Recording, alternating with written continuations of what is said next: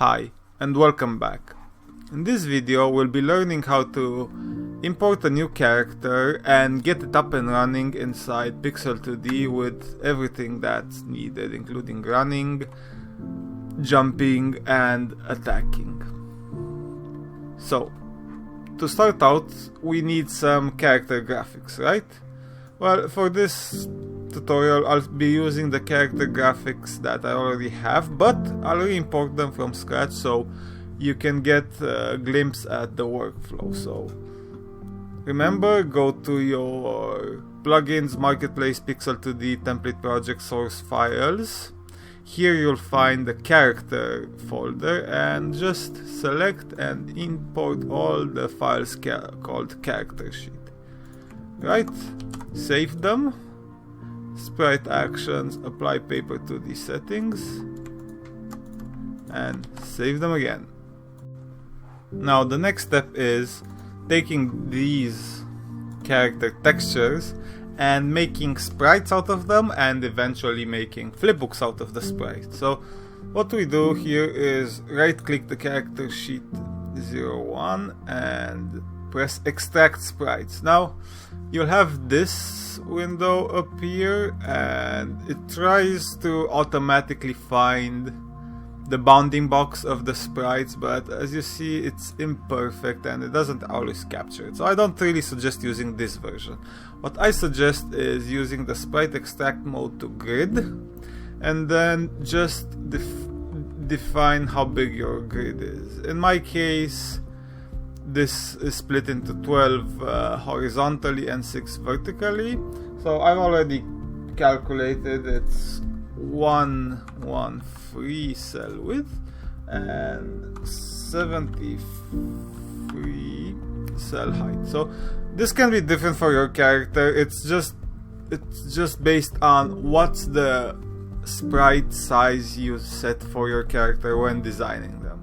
A lot of them will be 50 by 50 or something like that, so you can use that. But in my case, the character is a bit non-standard and has a lot of wide animation, so it's 113 by 73. So once you have this, you're satisfied that everything looks in order. There's no like overlapping between grids, so you need to have the entire sprite animation inside the grid. Seems good. And now press extract, and now you have a lot of sprites. Now what I suggest is taking all of these and moving them into the sprites folder so it's easier to manage.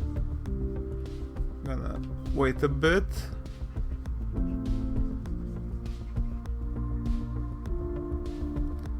And here, well, even in the sprites folder, let's create a new folder called character.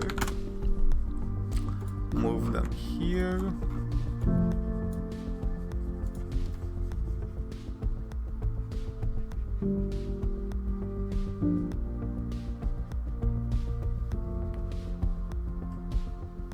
There you go. Don't forget to save again, and this last one we don't need since it's just empty. You can freely delete it. Great. Now you have the character sprites. They seem to be nice and good. Let's create flipbooks out of them, right? Like when you created your character, you should have known which animations are which, and maybe even separate them, unlike the one that I did, which is not separated and makes it much more difficult to figure out what animations. But since I've done this before, I have experience. So in our case, you have these first 5 sprites, and these are the idle animations. So just select, press shift and select the last one, and right click and create flipbook, and it's gonna create a flipbook, and this is the idle animation. Now in the flipbook you have a few options. Have collision source, frames per second and whatnot. In collision source we're not gonna use anything since we'll have a capsule collision for the character, but in the frames per second I usually modify them if I feel they're too fast or too slow. So maybe if I put 10, it's a bit slower, it's a bit more jaggy, but I feel it works better with pixel art. So just gonna save this and move it into the flipbooks. And the same for the other. So in my case, this is the attack, like the standing ground attack animation, and just shift select, create flipbook, and voila. Again, this is since this is the attack flipbook, I like it to be a bit faster, so I'm just gonna leave it like that. But again, as you can see, the naming is a bit off. So this character sheet 01, and this is the character sheet 01. So give them a proper name.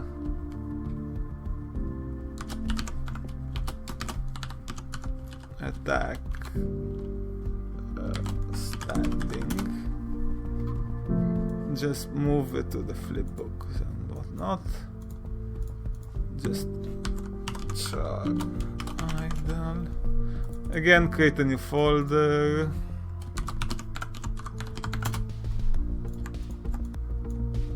Move here and done.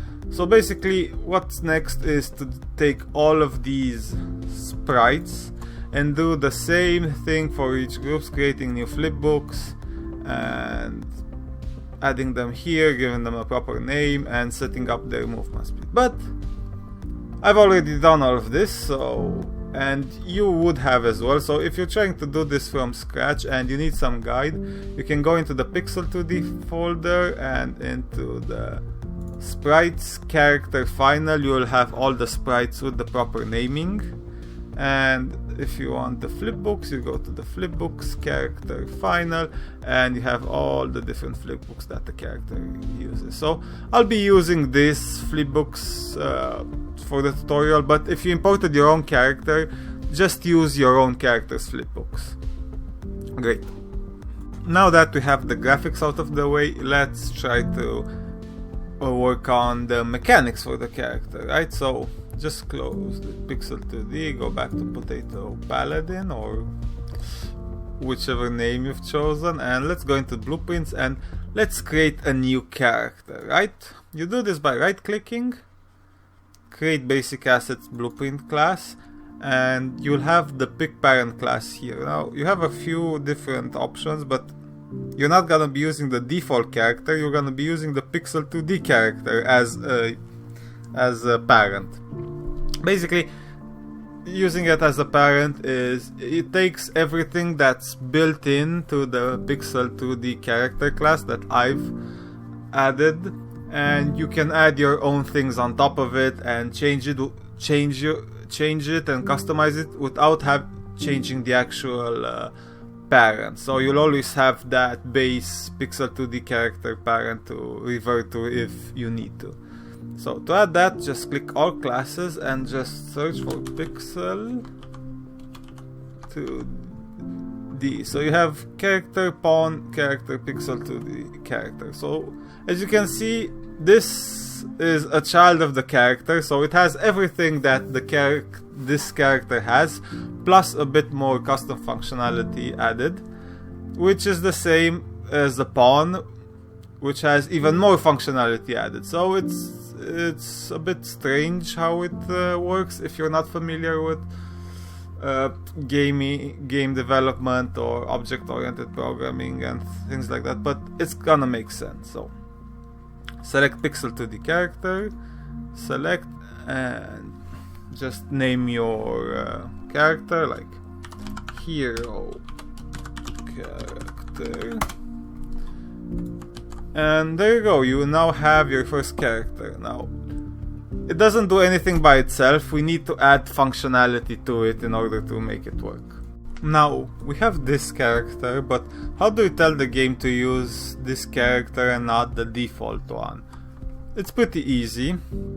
So you need to go into blueprints here, project settings, game mode, and basically in game mode you have game mode classes, and you have the pawn, which currently it uses the BP pixel character, which is the default one that comes with Pixel 2D, and you just move your mouse over it and at select pawn class you just find hero character, right? If you can't find it, just search for it, your character, and select this. And now this level only, or actually no, any level that uses this game mode will use this hero character instead of the default one when you're adding a player start actor. So if you do this, nothing really happened, because I mean something happened because you can clearly see that it looks different, but this just confirms that it does use the hero character and not the default one.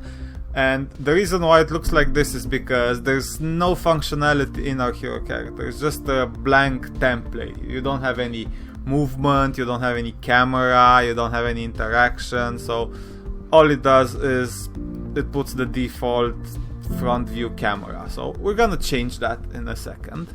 Now click escape to go back, and let's go back to the right viewport, so it's like this. And now let's enter the hero character. Double click it, and if you're you get a window like this, just click open the full blueprint editor to be able to see the full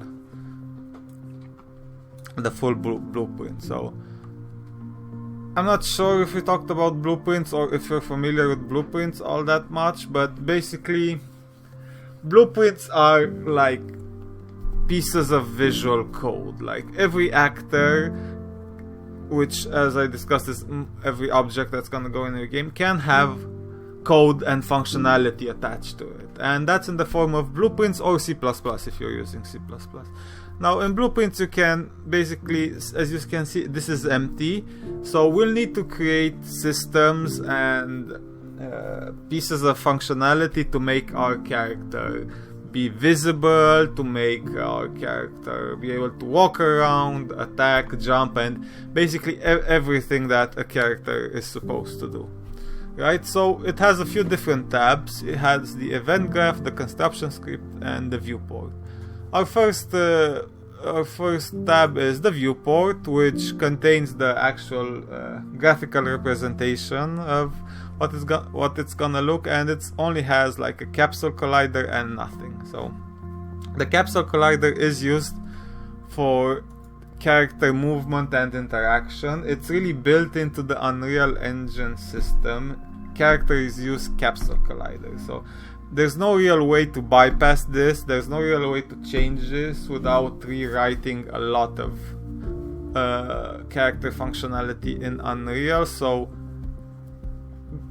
basically each time you'll be making characters, think about interactions and collision and physics as using the capsule collider, since that's the only one that's gonna work. If you try to add a cube collider or a sphere collider, it's not going to work properly and you'll have a lot of issues. There's a lot of information in blueprints. You can read it up, you can hover it to get a small tooltip on what it does, but you won't be needing to know everything that's in here, and we'll be going through them one at a time for the most part. So I suggest you just follow the tutorial and don't be bothered by everything that is not useful to you at this point. So okay, let's start populating our character, right? So the first thing we need is a sprite. Right, so sprites are handled by the pixel component. Basically, this is a display component, and if you click on it, you'll have a few options, including the source flipbook. So the source flipbook is basically, this is gonna be the default flipbook that your character is gonna have when you add it to the world. So let's add one. Let's go with FB idle. So I've added the character idle flipbook, and as you can see, if I press F, this is him or her in our case. So it's a bit odd, since like you can see this is really big and this is really small, but there are ways to fix this. How we'll be fixing this is selecting the capsule component by clicking it here, or you can click it in the viewport as well, that's fine, and reduce its half height to something like 15, and actually 7 and 15 or something like that. This looks a bit more manageable. And now let's move the pixel somewhere here and somewhere here, so we can go to the right,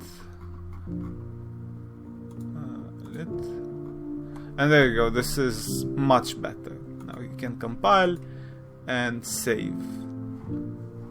And now if you hit play, sorry, just dock it here.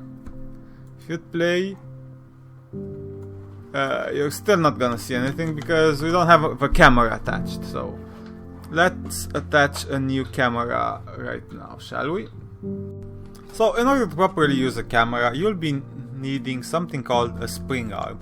A spring arm is basically, if I can make a real life analogy, is like a stick that's attached to the camera, like you have in movies. Like there's an arm that you can move left, right, forward and backward to attach to change the view of the camera, the angle and whatnot. So to add that, we'll have to add a component. So components are really important in Pixel 2D since most of the functionality is based on components. You want something new, you add the component. You want it to remove, you remove the component. So for example, you want to add an inventory to your character, add an inventory component. You want to have your character attack, add an attack component, and so on. So adding components is really easy. You have the add component button right here and you're gonna click it, and let's find the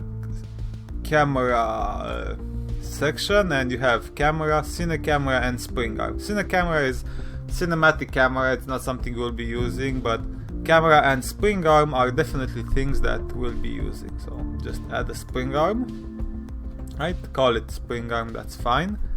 And now add another component called camera.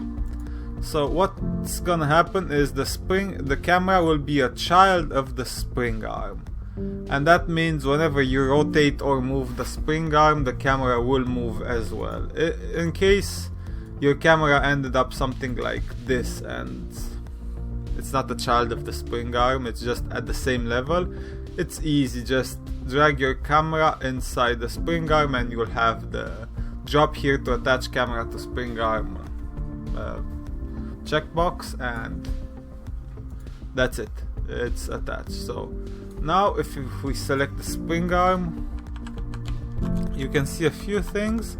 You can see the spring arm length and the angle. So the spring arm is looking here, and we don't really want that. We want it to be looking at from the characters facing forward. So we're just gonna rotate the spring arm. We'll do this by selecting the spring arm, having the rotate selected, and just rotating it 90 degrees, so we're all good. So that's fine. And now this camera is pretty far away.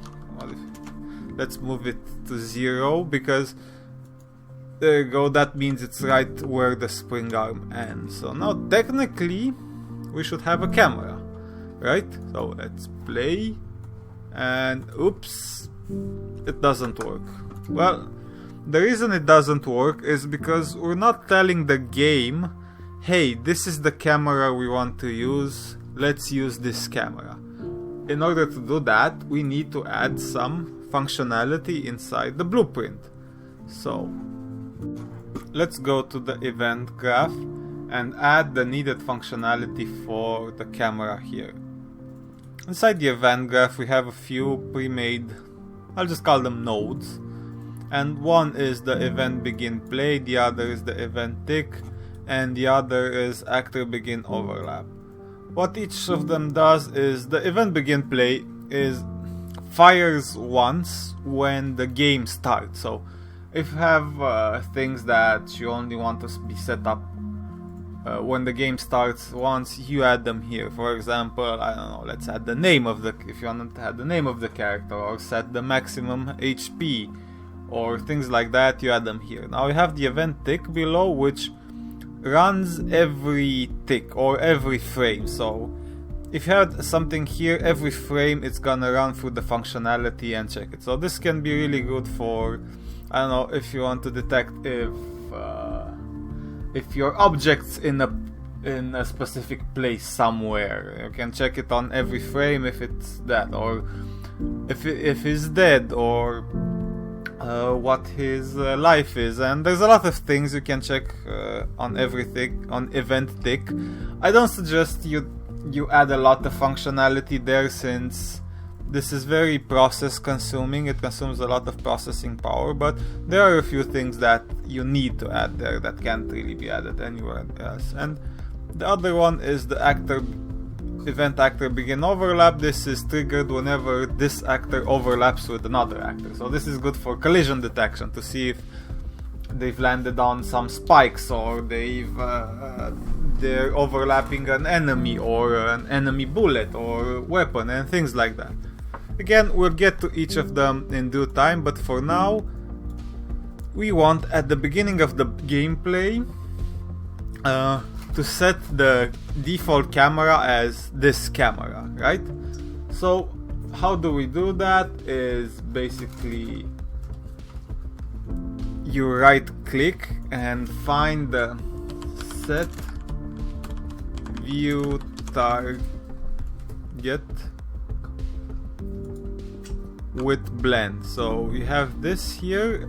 If it's not gonna be appearing here, you just need to remove the context sensitive, and it's gonna give you a lot more options. And yep, this is it. And be sure to add it back as well, so you don't have too many options. So what this does is it says the view target, which means the camera basically, to the one that you want. So in order to make this run, you just drag from here to here, and it's gonna run in sequence. So if you add another event here, it's gonna do this, and then that, and then that, and then that, and then that, and so on. So in this case, how do we work with this? So the target is our player controller object. Basically, this is you. In order to get the target, you can just right click and find get player controller. And player index is 0, because if you're a single player game, your player index is 0. If you have a hot seat game where you have multiple players at the same, like couch co-op and games like that, then you can have player index 0, 1, 2, 3, 4, as many as you like. So this is the target, this is the player that we want to set the view target for. And now the view target will just, it's basically the parent of the camera. So in order to get the parent of the camera, we'll just drag and drop the camera from the component to the blueprint like that, drag from it and just say get owner. Basically this finds the actor that owns the camera, which in our case is the hero character actor, right? And we drag it here. Blend time and things like it doesn't really matter. Like it's gonna be instant, so we'll just leave the rest like that. And now we have to compile and save, and technically it should work. And there you go. Now we have a camera, so we can see our character. And let's try it again. And sorry, but this keeps popping up in the new window and in my other monitor, but this seems to be working correctly. Great. Now we can do a bit of work on the camera. So you can select the camera and edit a lot of the properties. It's set to perspective. We usually use orthographic in our game. You can use perspective if you want, that's fine. But a lot of the gameplay functionality is based on the orthographic view, right? And now for the ortho width, I set it to 350 since it's a bit closer to me. And hopefully that should be fine, and yep, there you go. This is the actual default value of the Pixel 2D. So if you want to have this value, then good. If you want to make it closer, you change the ortho width to smaller. If you want to make it from farther away, like 1000, things like that. You can see, but you can see it's really far away. But in our case, it kind of breaks the illusion since the map isn't too big. But it might work for your own game or for your own sprite sizes. Now let's add some movement, shall we? The way we do this is by using the movement component and the input system. So first off, let's add the movement component, and just search for movement and you'll find the BP pixel character movement component, and that's here. And let's add some inputs. So basically inputs are ways of the character to recognize whenever you press a key on the keyboard, or a button on the mouse, or a button on your gamepad or controller, or even when you touch the screen on your touch enabled devices. And there's a lot of pre-made inputs for Pixel 2D, and we're gonna be using those. So first of all, let's check those inputs, shall we? You can find the inputs if you go to your scene, and in the settings and project settings, you can scroll down and find the input section, and you have action mappings and axis mappings. Basically, you can check this and you have the action mappings. You can name them whatever you want, but I just gave them a name that's familiar to me when I want to use them. And for example, jump, it's gonna trigger when you press the space bar or when you place the face button bottom on your gamepad or whatever.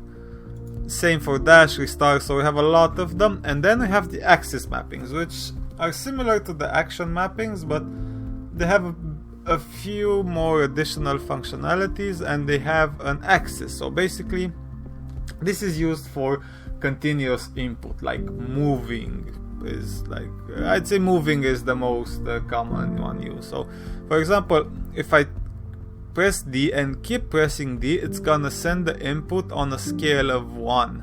If I press A, it's gonna send an input to a scale of -1.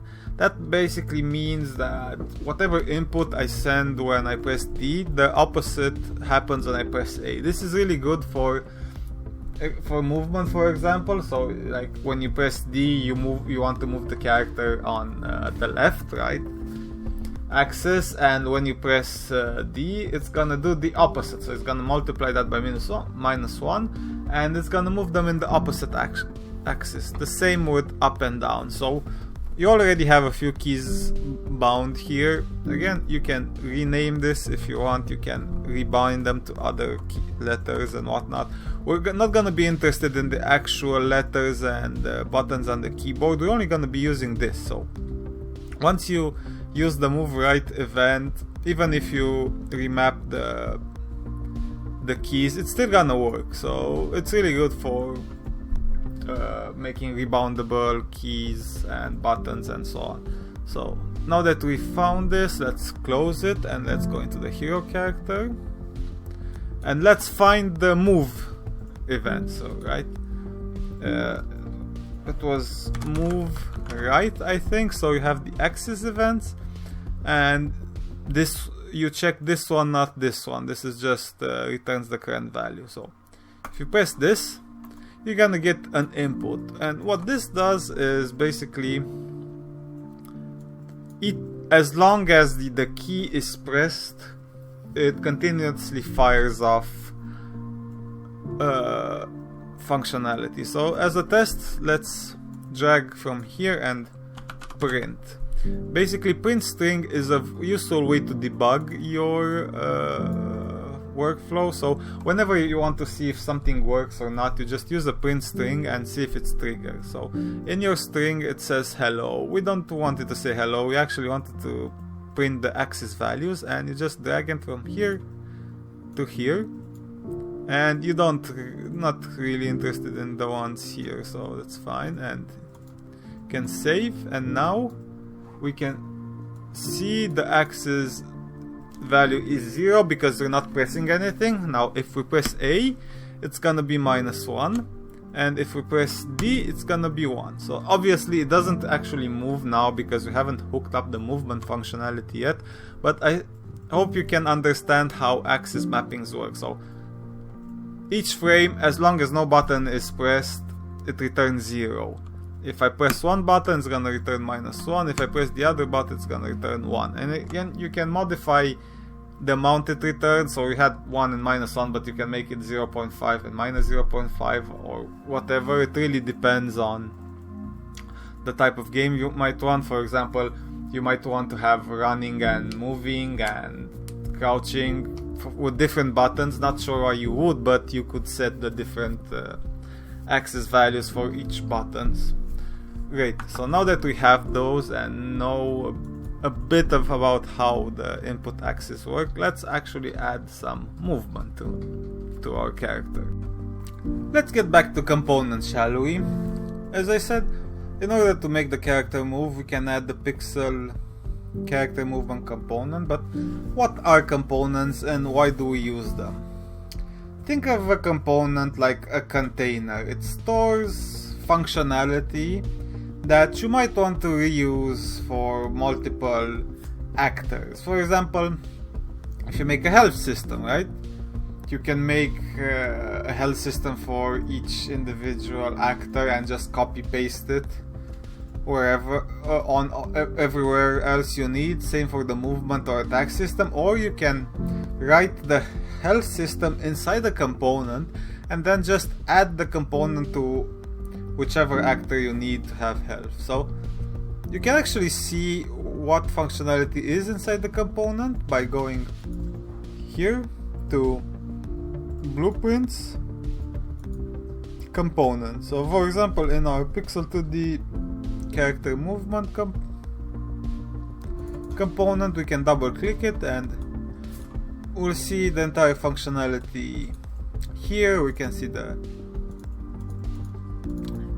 functions and you can see the comments here. So if you want to find out a bit more about how the system in Pixel 2Ds work, and I actually do suggest you do that, just go through the components, through the different functions and so on, and see the comments and see a bit the workflow. But this is beyond the scope of our game currently. So what we actually want to do now is to move, right? So in order to do that, let's drag the movement component here, and from here we can access some of its functionality, and we can access the move one, which is called function move, right? So we'll just link it here. So as I said, what it's gonna do is gonna print string and then move, since it does it in a series, right? And now we need to find our pawn, which again is, as I said, is the parent of the parent of the parent. So by using the get pawn,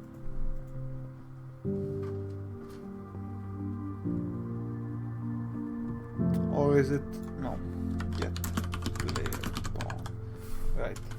So we're getting the player pawn,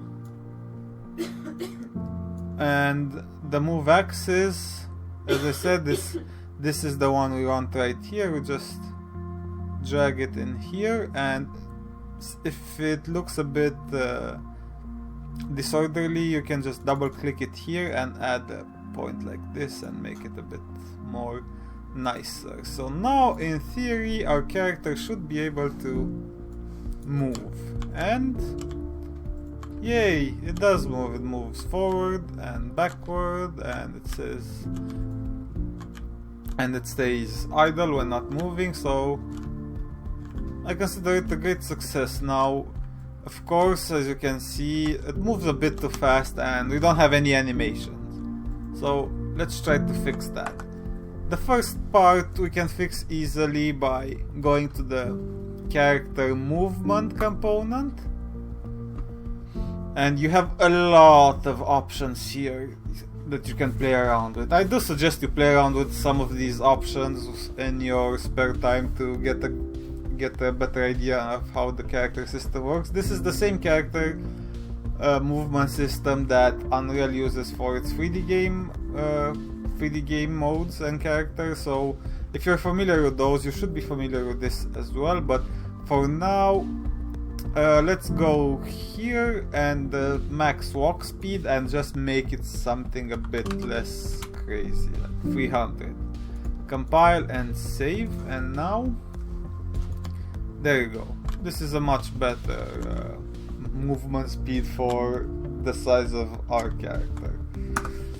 Right, now let's go to animation and how do we actually animate the character.